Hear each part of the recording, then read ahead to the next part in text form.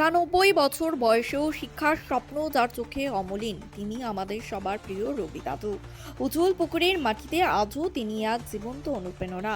বর্তমান সময়ে যখন ব্যক্তি স্বার্থই অনেকের কাছে প্রধান হয়ে উঠেছে, ঠিক সেই সময়ে সমাজের আগামী প্রজন্মের ভবিষ্যৎ গড়ে তুলতে নীরবে কাজ করে চলেছেন প্রবীণ সমাজসেবী শ্রী যতীন্দ্রনাথ বর্মন,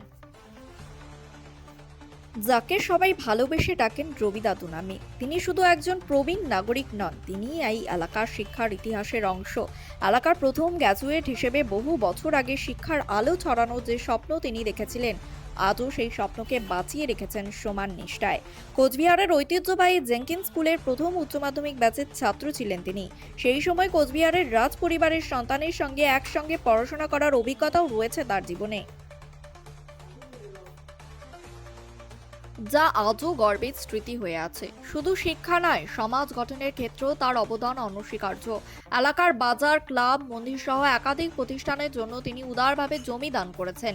নিজের উদ্যোগে মন্দির প্রতিষ্ঠা করে তিনি সমাজ সেবার এক উজ্জ্বল দৃষ্টান্ত স্থাপন করেছেন।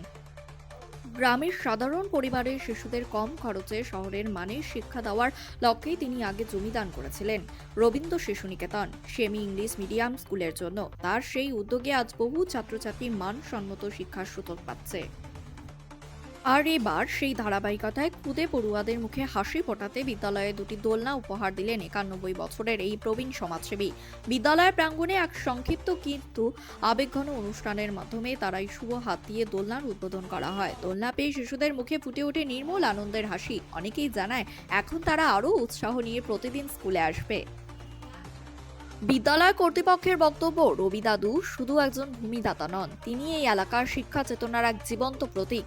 তার আশীর্বাদ ও দৃষ্টিভঙ্গি আজও প্রজন্মকে পথ দেখায়। ৯১ বছর বয়সেও যার স্বপ্ন শিক্ষিত হোক গ্রাম, এগিয়ে যাক আগামী প্রজন্ম। সত্যিই মানুষ বয়সে নয়, কাজে বড় হয়। আর তার উজ্জ্বল প্রমাণ উঁচুল পুকুরীর রবি দাদু।